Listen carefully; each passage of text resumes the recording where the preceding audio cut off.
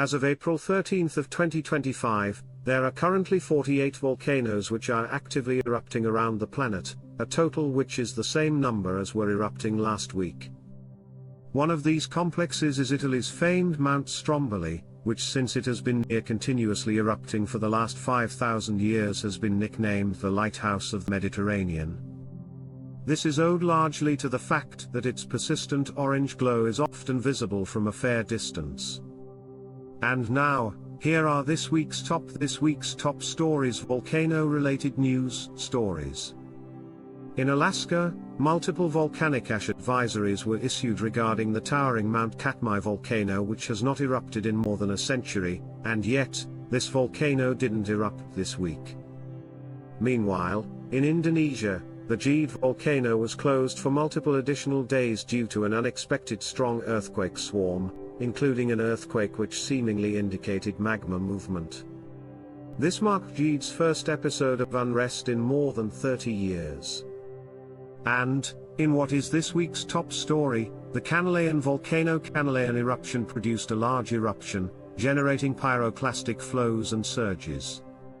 This eruption occurred at 5:51 a.m. local time on April 8, when building pressure and volatiles broke through overlying rock. This sent a plume of ash rapidly upwards into the atmosphere, but at the same time part of the eruption column collapsed back to the ground, generating pyroclastic flows and surges. These moved at up to 142 km per hour, reaching up to 1,100 meters downslope before coming to a halt. Additionally, thrown lava bombs started multiple grass fires, making it incorrectly look like fissures had opened up on Kanlaon's flanks. The eruption in question continued for 56 minutes until ceasing at 6:47 a.m. local time on the same day. Ash reached a maximum altitude of 6,706 meters or 22,000 feet, and the specific explosion probably had a volcanic explosivity index of a 2. Here are the areas minor ashfall was reported to have fallen in, and here are the areas a sulfurous smell was detected by residents, likely due to low but elevated levels of sulfur dioxide and/or hydrogen sulfide gas. While still fairly small in the context of explosive eruptions at world volcanoes, April 8's eruption was quite large in the context of specifically the Kanlaon volcano, marking its third largest eruption on record. Surprisingly, no intermittent weaker ash emissions have occurred in the 4 days since, so it is unknown if this type of activity, which had been ongoing for 5.5 months, will resume. Meanwhile, in Indonesia on the island of Java, Gede unrest. The Gede volcano, which has not erupted since 1957, produced a brief yet intense episode of unrest. Whereas normally this volcano would produce close to 0 earthquakes a day, but on April 1, approximately 50 earthquakes were detected.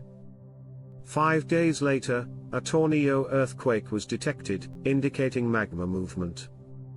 All of these events occurred at fairly deep depths, suggesting a potential resupply of magma underground in a manner which has been centered beneath Wadon crater. Gede typically erupts semi-frequently for multiple years to decades, only to be followed by decades of inactivity. We happen to be in its second longest quiet period, only surpassed by its lack of eruptions between 1762 and 1831.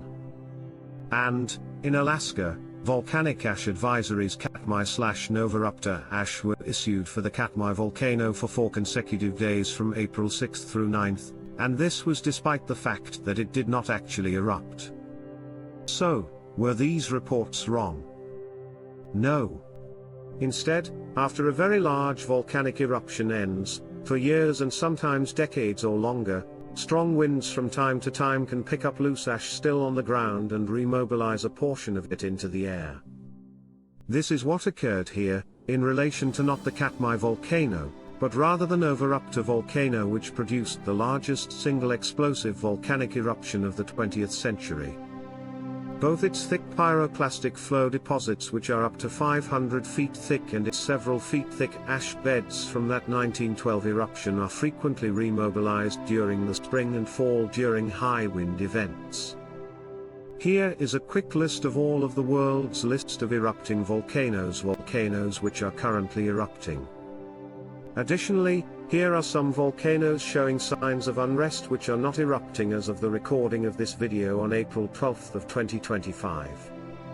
As a final note, I would like to thank my new YouTube channel member LaserGirl for supporting my work.